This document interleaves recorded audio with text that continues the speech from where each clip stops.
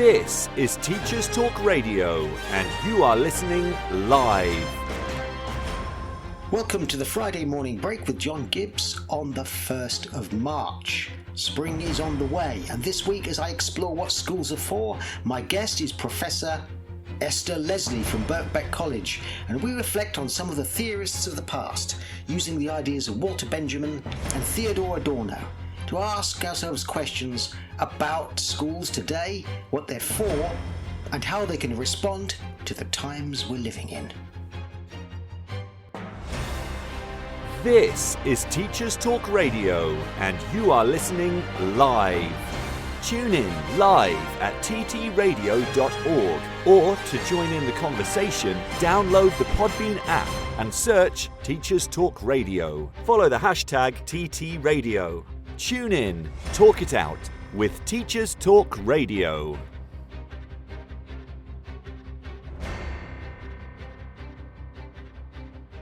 And as the music disappears, we're back with my guest, Professor Esther Leslie from Birkbeck College. And thank you so much for joining me today. A pleasure. Well, I know that I'm particularly interested in this discussion in a way because I think the things you've written, some of which I outlined in the introduction, and some of the things that I want to explore after a career in teaching is very sort of fundamental to what schools are for, as opposed to things I have explored, which are also quite important, things like exams and should we examine, what kind of exams should there be, and so on.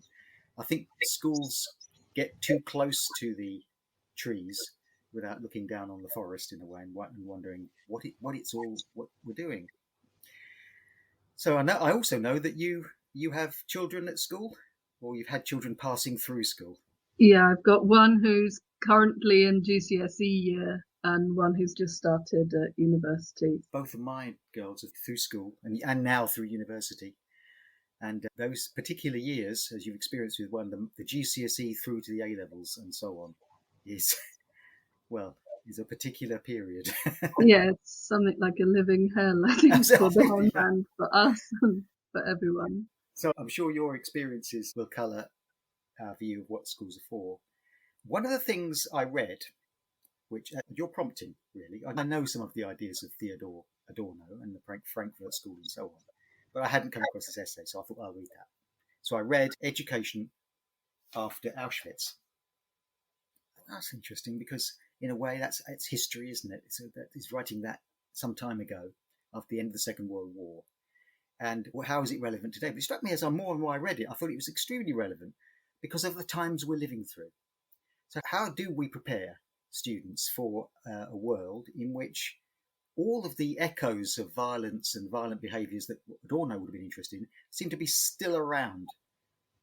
How do we do that on the basis of what Adorno's thinking about, I guess, is one question. I mean, in 1966, he writes that essay, Education After Auschwitz, and delivers it as a radio lecture. So he's speaking that into a public space and level at this man, Adorno, who's by now in his 60s, stands as a sort of critical moral guardian of where the nation should go. You know, he's forcing them to try to reflect back on how is it possible for Germany, the cultured nation, to become the most barbaric to date with the Holocaust, and that there's a violent capacity within any human subject that's, you know, generated from, I mean, it exists within children and it's generated from that point in which humans became rational or reasoning beings. So it goes back a long, long way. And reason was very important, he argues, because it enabled us to make a place in the world and to get agriculture working so we could feed ourselves, and we have homes, and then we develop all these technologies, and that's very important. That's part of what it means to be human. But at a certain point, and in particular when that becomes enmeshed with competitive capitalist and class society, that capacity for reason becomes ahuman, and and bonds itself together with violence and domination in order to get whatever ends proposed to be of advantage to the individual or the collective or the group at that point. So he sees ism as a moment in which that really breaks out and becomes state power. So rather than Nazism being a kind of irrationalism, it's almost like a super rationalism of organizing the society where your train lines run straight into the death camps and so on. And 1966, it's 21 years after the end of the Second World War, and he sees incipient and continuing fascist movements, violent behaviors, violence and domination, both at small scale and at state scale. And so he's asking the question, how could this not be possible? And education lies at the heart of it for him, but from very young childhood.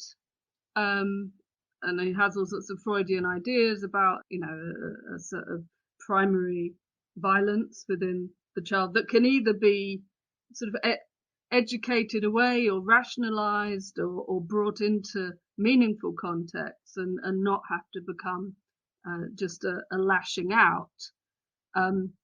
But that's not what the education system sets itself up to be. It doesn't. What he really wants is for a self-conscious individual who also understands the social world and why things are the way that they are. Someone who's able to reason and understand their place in the world and why they do what they do, and not to feel threatened by others and therefore lashing out or setting competition with others and therefore wanting to dominate or be dominated and so on. I think that's a part of it. When you describe that and Adorno's assertion, I think there's probably hardly a teacher listening who wouldn't think, well, that's outlining the kind of humane but tolerant views that we want students to have, critical thinking, to evaluate the world from a rational but a humane rational perspective. But all sorts of other things go on in schools that mitigate against that, it strikes me. I'm not sure one of the things that troubles me, I don't know whether this has been your experience as a parent, that schools are particularly kind places, that other things that happen in schools. I'm thinking of the competitive nature of schools, the lumping together of students into groups of ages where they move through together in a quite regimented sort of way. And so the regimentation of education and its control, its discipline, and the sense we have to make you ready to be compliant citizens mitigates against being critical and sort of antagonistic citizens. You want them to be able to question the world, but so much of what they do is about conforming to the world. Yeah, I think that's so true. So in a sense, these things that happen within schools are projections of the outside in. I mean, it's something I love, and this is a much more historical reference, but one of my big passions is Walter Benjamin, who writes a lot about pedagogy and education in various ways, but partly based on his own experience in, late 1890s, early 1900s, Berlin, the grammar school system. And he writes about this in his memoirs, where he talks about how they were being brought up as children to be soldiers, to all of the values of imperial Germany are projected into the classroom. They're even dressed in little soldier suits and photographed in that way. And so, there's a sense in which the classroom cannot be immune from the broader iniquities and class society and competitive society that exists, and as much as teachers might want it to be, but also they are enmeshed in their own system of sifting and dividing and streaming and leveling and setting students against each other. And I suppose that's one of the great difficulties. But in Adorno's Education After Auschwitz essay, there's a part that is maybe a little bit shocking to read, because Adorno doesn't hold back in having what have been seen as quite elitist views about the masses, but he's talking about sport and the importance of sport in education, and how that's just this training, this introduction of a very raw, bodily based, almost naturalized competitive instinct into the schoolroom. Although, being greatly interested in theory and practice, what he finds absolutely worse is the fan of sport who, just wants to watch other people sort of kicking a ball around or running around. He finds this a sort of very de-educative exercise of sort of tribal adherence and so on.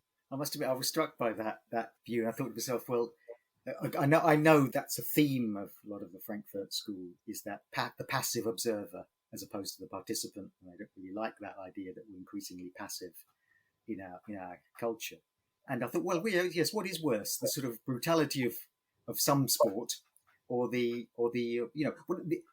are you most repelled by, the audience in a boxing match or the boxing? If you don't like boxing, apologies out there to if you enjoy the sport of boxing, but it's the kind of baying of the audience, which is worse. And we live in a time when everything can be recorded by individuals and recorded by much of that. If Adorno were around today, he'd no doubt be writing about that.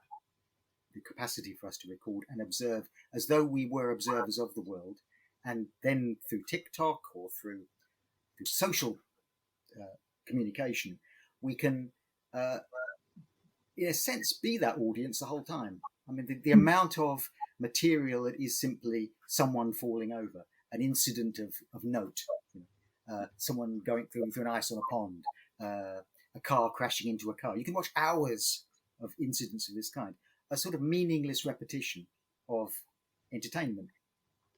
Yeah. I'm not sure where I was going with that thought, other than to say... Yeah, but it's that constant passive kind of feed, isn't it? A feed is, quite a nice metaphor, I suppose, of, one's being given some paplum, but it doesn't really lead anywhere. It's all very fragmented. And Adorno's most famous concept is probably the idea of the culture industry, that culture is industrially organized and produced and sort of pumped out purely in order to gain views, purely in order to gain advertising revenue or ticket revenue. And he would certainly see these streams of social media as highly unsocial in any meaningful sense, and just something to which one is expected to react. So that's that reactionary kind of sense of things, as much as one might say one is also a producer for it. But as these things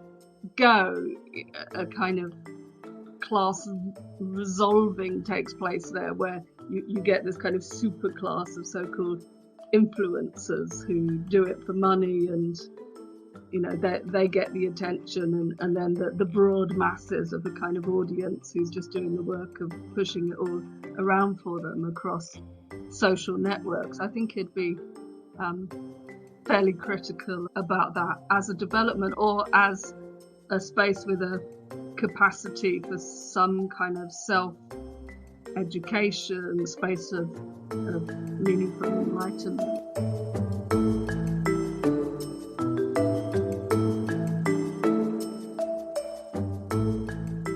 This show is brought to you in partnership with John Catt Educational, publishing professional development books and resources to support great teaching and learning in schools around the world. Have you checked out their latest releases? Use the code JCTTR2324 for 20% off your order. Don't miss out. Visit johncattbookshop.com to explore their full range of titles and advance your own professional development today.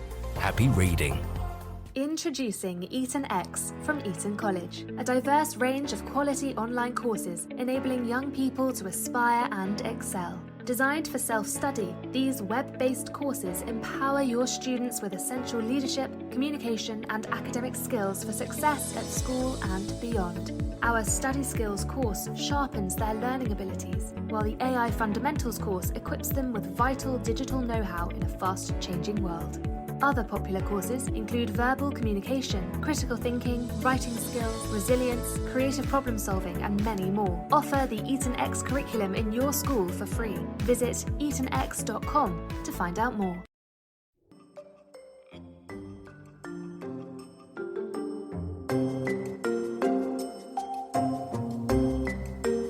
You are listening to the Friday Morning Break with John Gibbs. My guest this week, Professor Esther Leslie from Birkbeck College, and we're discussing the work of Theodore Adorno, Walter Benjamin, and whether their ideas can shed light on what schools are for.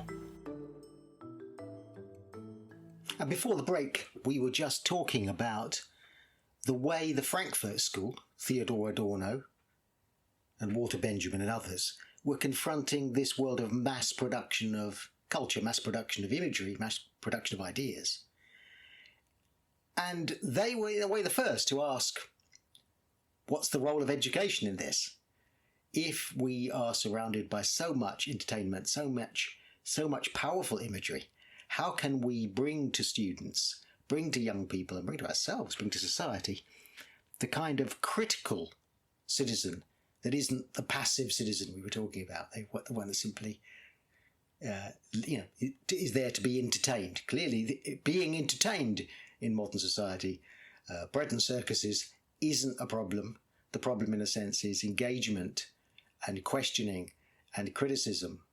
Adorno has this sense that somehow we should be autonomous, rational, critical individuals, and we might become this on the capacity of being exposed to all sorts of impulses, and maybe having mentors in some way who can open up the world as a very contradictory form and help us to understand our place within it and the tensions and the violences and where power lies. But that's a kind of a proposition that he doesn't necessarily explain, how is that possible? But what interests me about Walter Benjamin, who's slightly older, but part of the same milieu of these German, Jewish, left-wing intellectuals who fall victim, more or less, or in greater or lesser ways, to Nazism.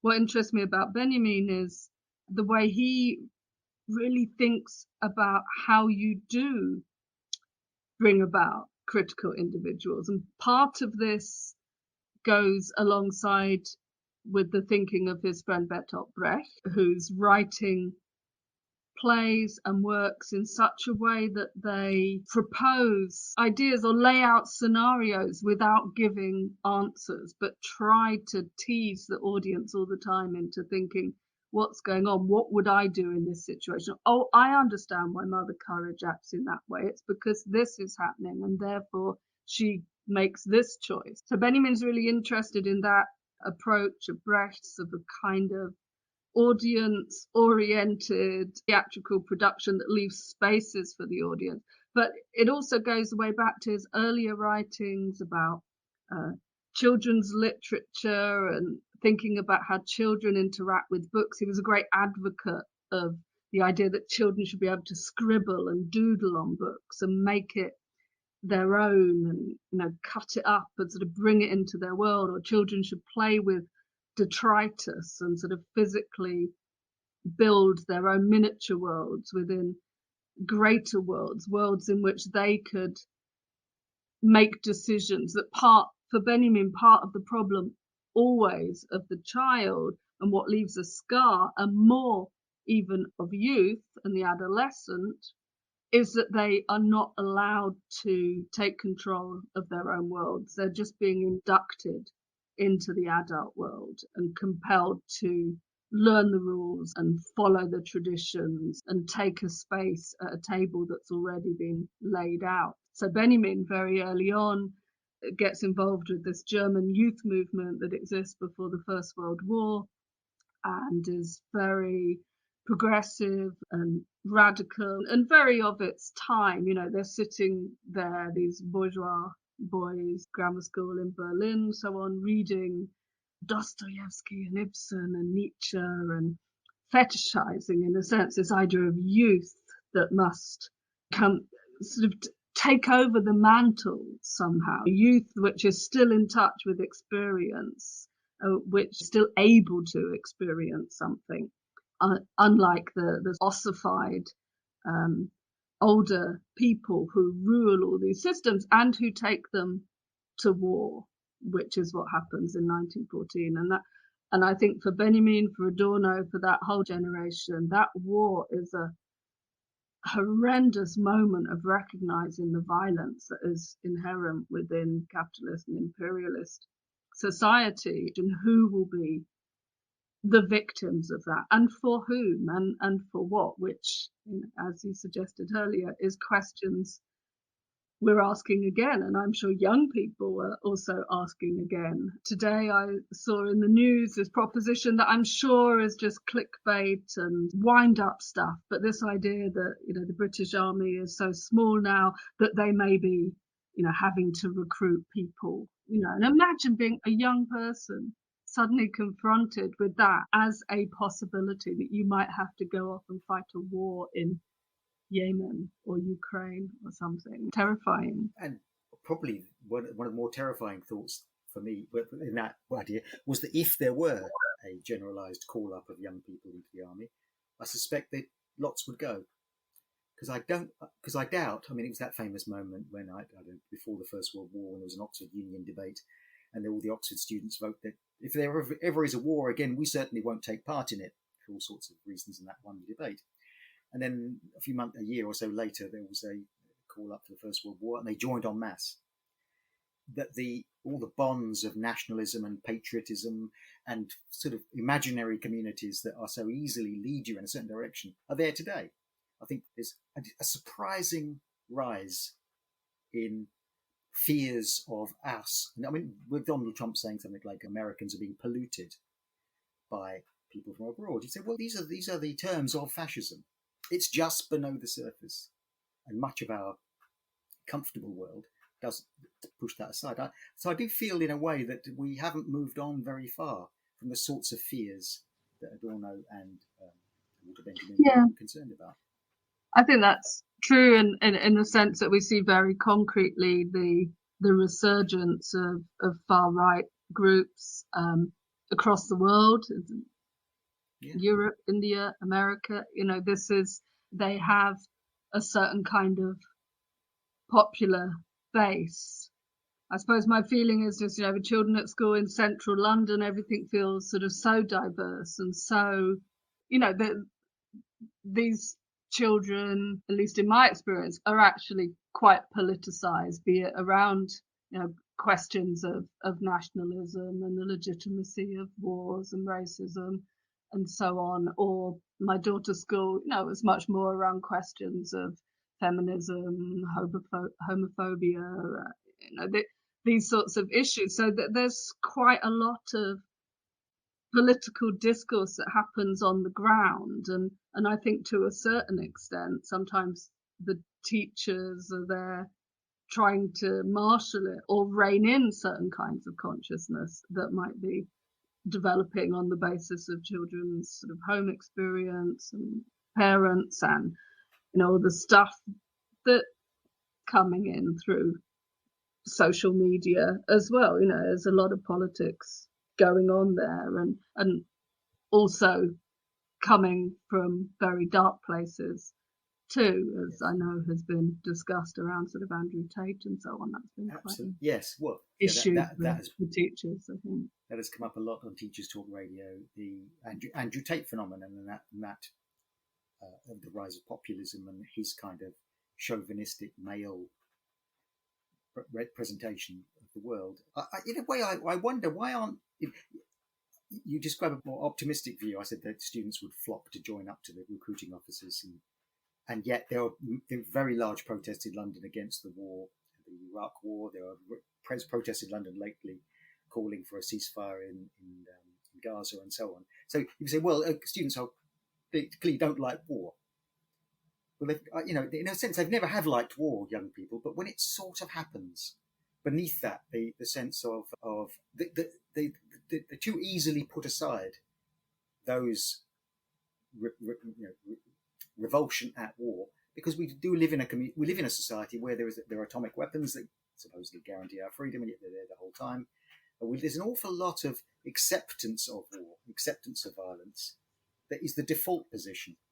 And the marches and the demonstrations almost seem to validate that. We are a caring community. We don't like war. But in fact, we are rather easier with it than maybe we should be, because it's so much more of a wallpaper. Because it's just a backdrop, isn't it? Yes. It's kind of permanent. And even those moments when it's suddenly shocking. I remember the shock when the Russia-Ukraine war broke out, or the shock around Gaza. Because these things go on and on, they sort of dull into consciousness and just become part of a new normality. The very last piece of writing Walter Benjamin wrote is called On the Concept of History, and he's trying to understand how has fascism come about in Germany, and what kind of concept of progress and historical time must there exist in order to make this horrendous state of affairs come about. And he makes what for me are very significant sort of points within there about the ways in which there's always an illusion that we are moving progressively forward. So he has a particular interest in how the German working class were failed to oppose it sufficiently. And there are all sorts of internal historical arguments about battles between communists and social democrats. But his argument is that there's a sense in which they were persuaded that they were just flowing with the times, and it comes back to this question of passivity, that one can't really stop these things. This is just how it is, what exists. And he coins it quite nicely somewhere else, where he talks about, the catastrophe, is not the thing that's always going to come, always about to emerge. We're sort of living within it, but you live within the catastrophe so much that you stop to see it as a catastrophe. It's just normality in a way. And I suppose, given since the announcement of a new world order and the whole sort of post-89 period, we've had permanent wars and skirmishes, and it just becomes a normality. And this idea of whether young people would, flock to it, are they being shaped in the classroom in the way Benjamin talked about his kind of 1900 generation in Berlin being shaped to carry out the wars to come? Is that what's happening? Is something like, being, put into streams? Is that like being put into regiments to come? Are you being taught through British values something that would make you more nationalist, such that you would be prepared to go and defend that somewhere? Or does that all seem worlds away? And in fact, if young people did flock to sign up, it would be more as a result of the kind of adverts I'd seen at the cinema recently, where being in the British Army is just a big laugh, lads, isn't it? It's a community, it's a group, it's an adventure, and you get some skills, and it's all great. So this would be something to do, because all the other things to do seem pretty pointless. If you're going to get a job, you're hardly going to get any wages, yes. You're not going to get a house, and all the other arguments that are happening about young people and their alienation and disaffected stance towards the future. So at least going to war would be something to do, something different. Yes, that paints well, rather than the picture of the kind of German cadets lining up outside the school and then going into the playing field to be brutalized in some sort of horrible game of something or other. What you have today is again, I don't always hesitate to be the old guy saying young people today, but probably all of us really, a sense in which the future doesn't exist anymore. I know people like Mark Fisher have talked about this, how the future's been stolen from this generation, or stolen from all of us. There's no sense in which we are progressing towards, whatever it is, of the utopian right or whatever, or we've arrived at the end of history. If this is the end of history, then it's not very nice. And so there's a sense in which we live in just a kind of rather confusing present in which sensation, yes, go to war, join the army, because that'd be better than, well, it would be maybe quite fun. Who knows? That's not a nice thought. Yeah, and I suppose because you think of a phrase like "Make America Great Again," or the sort of anti-immigration basis on which Meloni in Italy and Wilders in Netherlands and the AFD, who are up and coming in Germany, stand. It's not a model of progression moving forwards into this bright new dawn. It's very much about a looking backwards. Make us great again. When was this moment when we were previously great? What is Trump's utopia? It's something like the 1950s or some unspecified utopia realm that's a sort of brutal and exclusive utopia, but vague enough for anyone to project their sense of what it would mean to be great again. And so, yeah, it's a very desperate and non-visionary moment, or a sort of backward looking, but and literally so with Trump, because here we are in some moment of complete unimaginability, confronted with the same again, the unprecedented that is already precedented of this idiot, yes, malevolent person becoming leader of the so-called free world. Yeah, or so much of the rhetoric of Brexit was getting control again, returning to some position we had in the past, before it was all polluted by belonging to the European Union, and a vision of a Britain prior to that we could somehow get back to. Yeah. And I suppose, because I keep thinking, when I think about critical pedagogies and educational philosophy, and I remember being really struck at university in one course. It was actually a course on transgressive sexualities, but for some reason the tutor asked us to read Paul Willis's Learning to Labour, I guess because we were thinking about traditional masculinities. And, that book's a sort of a 1970s incipient cultural studies moment of thinking about what happens to young working class boys in the classroom who are effectively being trained for a job in the factory, just like their dad did before them. This is the purpose of school, enough to give them enough dexterity and communicative ability in order to take up their place in the factory. I keep thinking, well, what would be the equivalent? And I'm sure it's happening, and I'm sure there are many people sort of writing those kind of ethnographic studies. But of course, the big shift is that the factory doesn't exist. And what is the destination then for the working class boys, not wanting to or thinking of going to university or going into a profession? Is there that generational replication possible in any way, and how? Now I throw the question back at you, but how is the classroom set up, and what is it communicating to that body of students for whom it is assumed high-level education is not appropriate? That it, is it already foreclosed from them? But if it is foreclosed, is there some other destination or purpose in mind?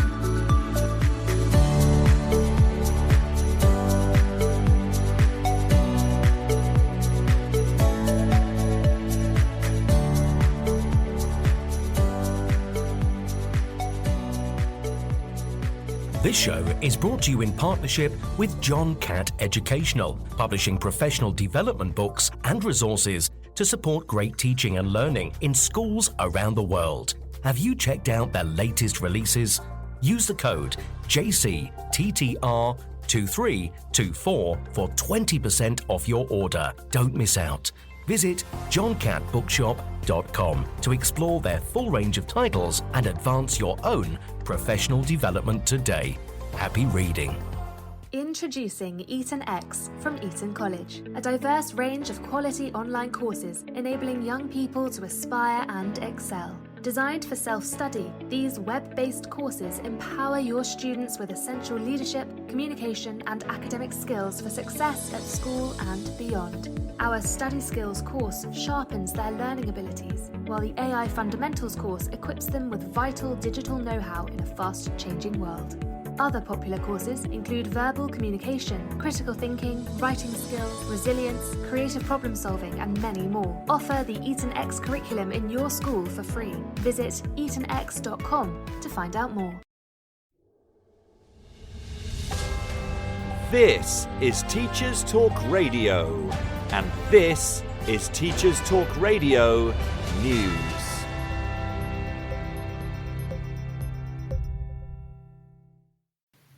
The Guardian features an analysis of the impact COVID and austerity had on children in England. The article focuses on 4 key areas and contains some deeply concerning data.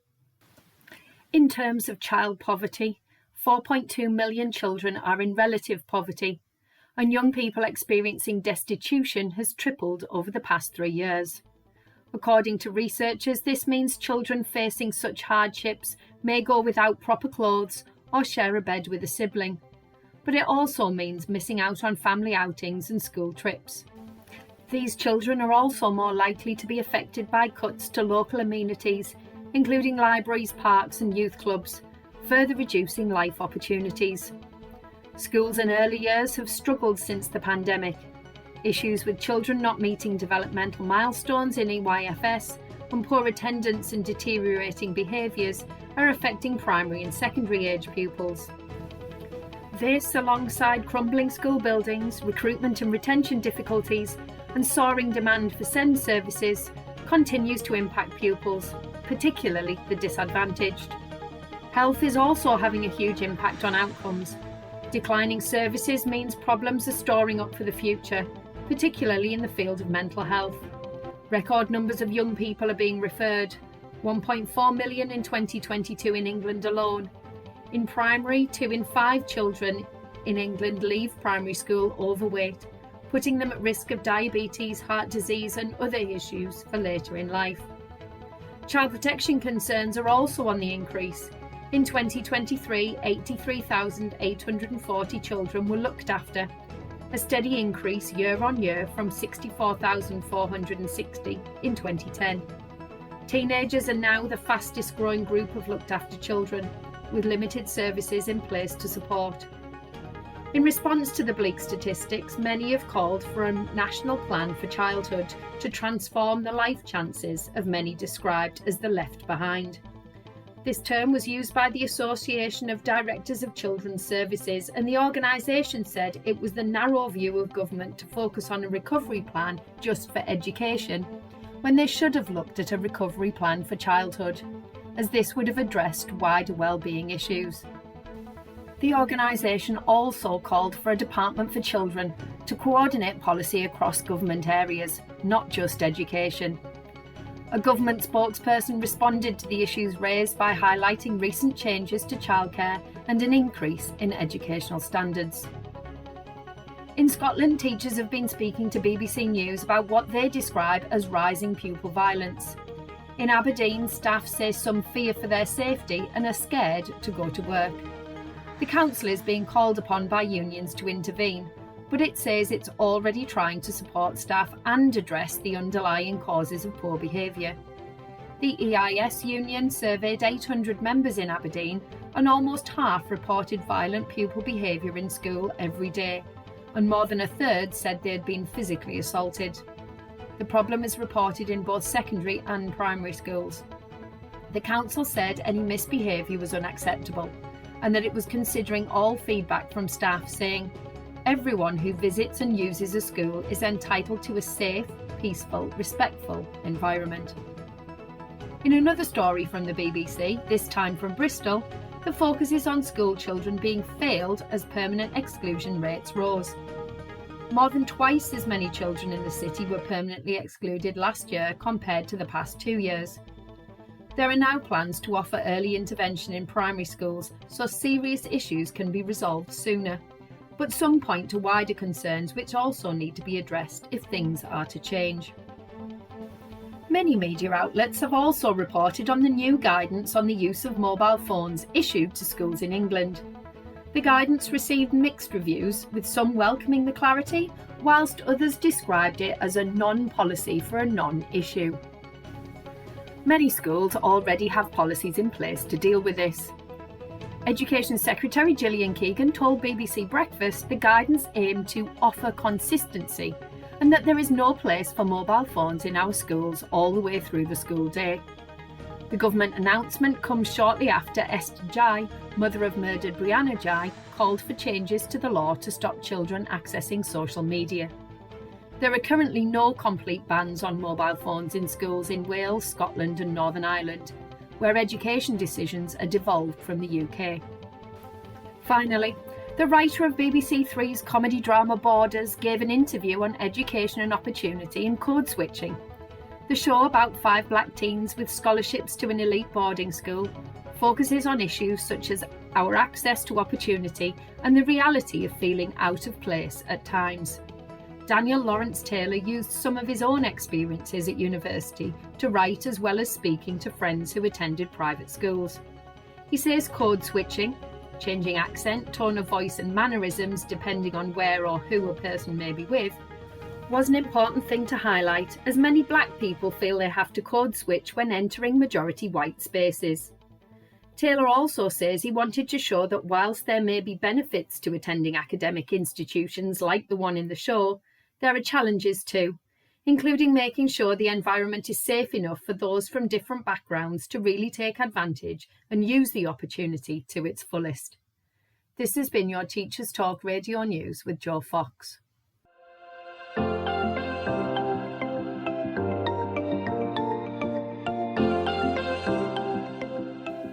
You are listening to the Friday Morning Break with John Gibbs. My guest this week, Professor Esther Leslie from Birkbeck College, and we're discussing the work of Theodore Adorno, Walter Benjamin, and whether their ideas can shed light on what schools are for.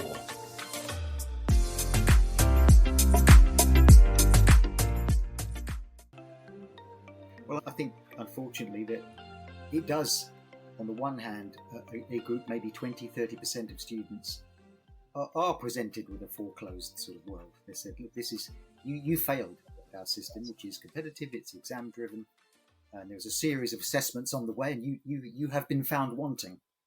And therefore, what you will do is somehow fit in as best you can. And I don't think they offered a very pleasant future. And yet, in the overall environment of the school, will be full of optimistic phrases of onwards and upwards and personal success, and individuals you are at the center of your own world. You can take command of things. You must have a creative personality, an open mindset, or I forget what the phrases are now, that dominate schools. So it's a sort of gaslighting, I think. I'm being very negative about teaching here. I had a lovely career, but a sort of gaslighting of students into you are responsible personally for your own failure. Some of you will fail, and the rest of you will succeed, but in a way that you'll find impossible later on. And I think another problem with schools is that we teachers profess creativity, personal critical thinking, but that isn't what they experience in the world. It's very much, you got these grades, you will go in this direction. So it is a form of kind of an illusion that students find themselves in. So I don't think schools are particularly nice places. But yes, they're not saying I was at school, just probably that last sorts of generations in the 1970s, when almost all my friends who didn't go in the sixth form went into the local factory, of which there were 2 or 3 now they're apprentices. That world has gone. But there's still a sense in which you will now go out and be in the marketplace, except you're now not going to join the factory, you're going to sell yourself. You become the product. And I think that's something, going back to Adorno and Benjamin, they're very aware of the sense in which the self becomes a commodity. And then they might have lived in a world where that self might be making or selling commodities, and obviously that still happens, but in sort of different ways and in different environments. But the key point is that you yourself become the person who has to sell yourself on the market. And where, Marx wrote about that back in the 1850s, 1860s, that sort of sense that you sell your labor power in competition with all the other workers, and if you're lucky, then you become a wage slave in some way. I think what Adorno pulls out, and it particularly comes from his 1940s experience in America, is how enthusiastically people are encouraged to grab onto their own self-marketing and cultivation of image, which sort of begins to happen through radio personalities and film stars, but everyone then gets a kind of training in what it means to advertise yourself and to be a brand and to make an impression and win friends and influence people by buying some bestseller book and it's all your own fault. And for Adorno, that sense of your own self-presentation is then matched by its absolute negation, which is a modern concept of fate. So if it does all go wrong, read your horoscope in the LA Times. It told you this week was a bad week to apply for a job or try and fall in love or something. And this sort of modern idea of both being absolutely down to you as an individual, no social circumstances involved, no networks of solidarity or competition or anything. It's just you. But if it all goes wrong, it was in the stars. And, we read the horoscope and we're actually operating within pretty mythical kind of terms. And so I was quite interested to hear from the young people in my environment that horoscopes and manifestation and all sorts of mythical ideas of fate and so on are actually quite popular again and promulgated sort of through these new technologies. That's as well. True. I was surprised by the number of students and my own children who were interested in horoscopes, and I could never quite pin down whether they really believed or whether it was a kind of game in which there was an irony with it. I don't believe this stuff, but then again, what star sign are you? And that was taken quite seriously. So there was some level in which you'd engage with it in, as you say, a mystical sense of fate being out there. I pick up very much what you said there about the idea of the apparent empowering nature of much of our culture right now. So you can capture moments, you can preserve yourself on the internet, you can make creatively all sorts of things. But on the other hand, you don't have a sense in which you are really in control of anything. The future is sort of happening in powers beyond your understanding, in places you'll never, you can't understand the economics of it, and you can't understand the mechanic. Who can explain the internet? Ask any man or any person on the street. What exactly is the internet, and where all that's, so on. You're going to have a very confused idea about things that are present in your life right now. Yeah, I think that's so true that, the opaqueness of these massive things that we're tied up in, that we're reliant on. But I think many people would struggle to really explain how any of it happens. I mean, I remember that too as a child, sort of being fascinated by TV, and you go through that stage where someone tried to convince you there's little people in there acting, and then you realise that's not true. But do you ever really quite understand? But now, we live within an immense kind of version of that, where everything in our lives is passing through these networks and this is how ideology works. You talk about the cloud, so you imagine it's all up there. You might go looking for it up there, and there are satellites and so on, but it's also down there. It's cables, it's deeply embedded. I mean, that was one reason why I wrote a book about liquid crystals, because I suddenly realized, what was I touching day after day? What was I engaging with day after day? These devices that are reliant on the liquid crystal as a form, but I had no idea what a liquid crystal was or how this was working within my device. So, now I have also been thinking more about clouds and fog computing, the kind of metaphors that we use and what those encourage us to think or not think about these devices that we're daily engaged with. But I mean, for me as an older person, I remember their emergence into the world and what it was like before, and there's a certain sense in which one can conceptualize something outside the device. But for younger people, it's a natural part of their environment, as sort of natural as trees. And, so, it is part of the educative mission, perhaps, to try to alienate these objects or defamiliarize them in a Brechtian sense, and to think about how they work, and particularly questions of ownership and questions of data and intellectual property and all the things that are coming upon us around AI and chat GPT, text, and how that fits into this world. I mean, we've already had, I think, quite a bruising experience in the university sector, in that immediately suddenly sanctions were put in place and everything students submitted was run through an AI machine, and there could be severe consequences from that. The student union pushed back and said, well, some people are using Grammarly, some people might be using ChatGPT, but then refining it. We can't just suddenly criminalize this, so it's now been rolled back, and presumably there's sort of reflections on how we do work with this. And of course that must be prevalent in schools as well. Obviously you have less written assessed material than us, but on a side, it's in a way, this a side issue is certainly that has come up in schools. AI and the writing of essays, you put to ChatGPT, and certainly we're only the threshold of that, really. In a very short period of time, a AI computer app of some kind will be able to write a perfectly good essay that's original to that moment. But it raises so many philosophical questions about what we even mean by originality, and where things come from. And anyway, maybe some people were always paying other people to write their essays and we couldn't know.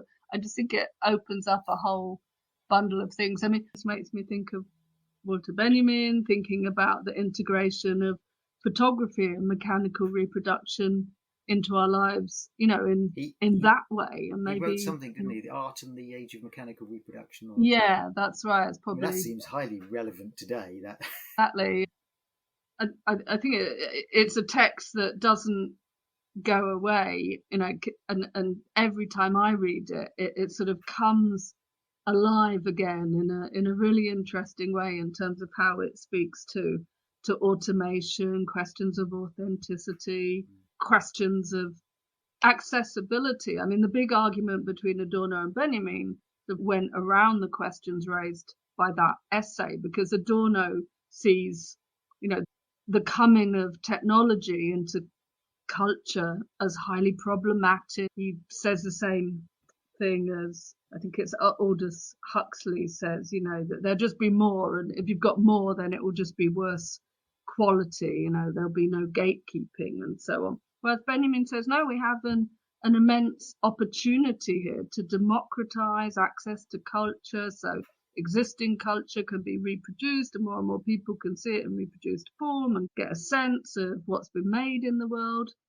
And there are things that are born technological. So there is no original of the photograph. There is no original of the film print. And so everyone who has access to that has an equal access, and there's no hierarchy there. And everyone becomes sort of empowered as a cultural consumer, and then the next stage being, cultural actor. So going back to Brecht, Brecht was so excited by radio, so was Benjamin. I think Benjamin's best pedagogical offerings are his radio lectures for the youth hour. And he and Brecht were talking about, what radio meant. And one of the things it means is to have a panoply of voices, and they used radio in a very interactive way, so people could write in or play along as radio was happening. But Brecht also said the technological capacity of the radio is that it can be a broadcaster as well as a receiver, but this broadcast capacity has been truncated because of the interests of industry or the military or the state, and we should come back to that broadcastability. Well, we kind of have it now with Web 2.0 and 3.0, or wherever we are. Everyone can be a producer, a cultural participant, but then you raise other questions about whether you can be found in the massive stuff, or whether someone else is drawing profits over your contributions, and that does bring us back to AI and scraping contents and puking it up again in certain ways. And I saw somebody recently came across something that looked very much like their own work on a particular topic, but in fact an AI generated book, which can't be called plagiarized because the words are different, but all of the kind of intellectual body of it had come from the original book, sort of rewritten by the machine and then sold at the same price as the original. And that, opens up really interesting and strange questions. We're coming to the end, believe it or not. And one of the things that struck me, two observations for something you said there. One is that the defamiliarization idea that schools should be in say, look at the world you're in, and it seems so normal and natural and common sense. And as soon as you see common sense around, you should be alerted that maybe it doesn't have to be that way. So schools should, in a sense, be defamiliarizing. And if you could design I was thinking, I'll go on another tangent now. Earlier you were talking, and I thought, well, the kind of education that Walter Benjamin might have appreciated would be the kind of childhood the Brontes had. There wasn't much structure. They played a lot on their moors. They wrote stories of their own. They got into fantasy worlds. They told stories of each other, of their imaginary kingdoms and so on. And I'm thinking, how would you introduce into schools the kind of creativity and play and questioning of the familiar, if you could? That's too big a question. I'm sorry to throw that at you. Yeah, it's an interesting one, isn't it? I also think, Benjamin had a kind of practical experience, against his strict Berlin-based Wilhelmine militaristic education. He was sent for a couple of years to a progressive school in the countryside where, sounds a little bit like the only reference I have in my head and something I know little about, kind of Summerhill, isn't it? Yeah, and that a sort of free school in the countryside where you kind of determine your own curriculum, and you spend lots of time sort of self-managing and self-organizing. I suppose if I imagined a school in the city that tried to bring out the self-capacities of students to understand the world and their place within it, I think a high component for me would be engaging with contemporary technologies of production, partly, or just so creating, not just always being subjected to this is what great poet has done. Of course, you could never do this, so we have to understand the kind of magic embedded in this thing. I suppose I'd want to activate much more, and using the amazing sort of techniques that exist, students' own sort of creative capacities to rework the language around them, or use sort of montage and collage principles to rework elements that are familiar in their world and find sort of connections between them, and sort of mapping and deriving as sort of situationist techniques of sort of bringing environments into being through teaching. I mean, this is something I would take from Marx, where he talks about the alienated person who has had everything socially stunted. They can't enjoy food because they're so hungry, they have to wolf it, and they have no time to spend time looking at objects of beauty and so on. So it's about reinvigoration of the senses, and I suppose really engaging with the environment both inside and outside school by trying to learn to see again, to hear again, to taste again, to feel again. But I mean, these are, in a sense, it's kind of obvious things, isn't it? But I think in those efforts, which in a way are returning to the self as fully embodied and socially connected within the world, and to use a fashionable phrase, sort of entangled with all sorts of stuff, in what sounds like bringing oneself back to nature, actually it's a defamiliarization of what has become overly familiar. But how you turn that into a curriculum, another matter. Oh, it doesn't, in a way, let someone else sort that out. I think the aspiration is fine, and because I think there's been a loss of aspiration in education, and the aspiration to do those sorts of things, and instead it's about measurement of exam results, measurement of outcomes, much of that driven by technology because you can measure those things, so you do. And so schools become even more, I mean, I hate to think this thought, but the decline in studying of A-level English literature when I was at school, from being one of the biggest A-levels when I first went into teaching, to declining and declining and declining, partly because there might be many reasons for this, but partly of the reason was that GCSE teaching of English became so instrumental that you learn these points for the exam, this makes a good poem, this is how you understand poetry, that the overall message was literature isn't magical at all. Yeah, and I found that amazing because, at a time when I was at school, countless people would say it was my English teacher who turned me on to the world, to politics, to all sorts of things, because it was through reading books that something opened up. And I've seen with my own children how it really doesn't seem like that anymore, at least not within the state sector as I've experienced it. Things were, very an instrumentalism and instrumentalization of reason. That's all at the heart of the critique of Adorno and Horkheimer, so how do we get to reason, to being reasoning, rational, critical individuals in the world without that reason just being instrumentalized and funneled into one end, one answer, one way of thinking and doing things in order to pass this exam.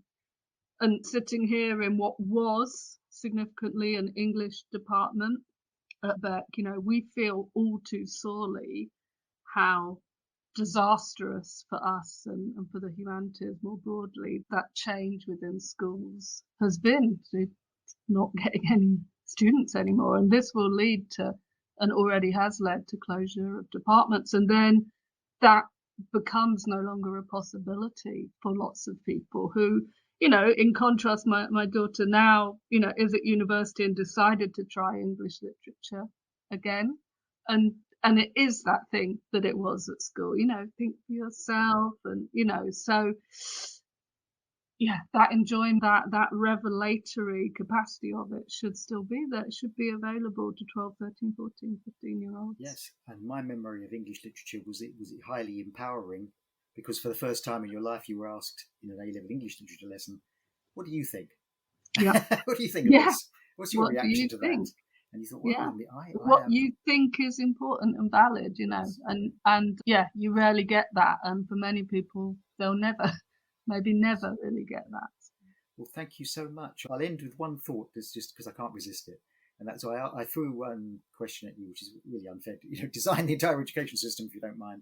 But if you ask students what kind of schools they would most like to go to, they almost always describe Hogwarts or something like it. Because it's got all the features you might want. It's away from the world. You discover powers you didn't know you had, and you're with your friends, and you're learning things that other people can't understand. It's empowering. It's magical. Hogwarts. That's probably what much as I have been plagued by J.K. Rowling through my children, I can see the attractiveness of the potions cast and so on. Well, Esther Leslie, thank you so much for joining me. I've enjoyed this discussion very much, and thank you for sharing your thoughts and your time with me and Teachers Talk Radio. Thank you. Thanks so much. And that brings to an end this episode of the Friday Morning Break. Please listen again in 2 weeks' time as I, with another guest, will explore what schools are for.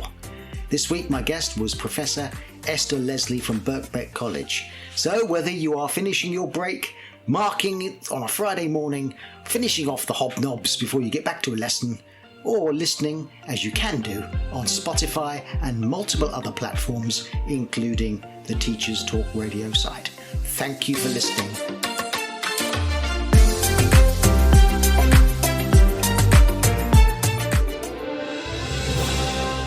You've been listening to Teachers Talk Radio. Listen back at ttradio.org. We look forward to hearing from you next time on Teachers Talk Radio.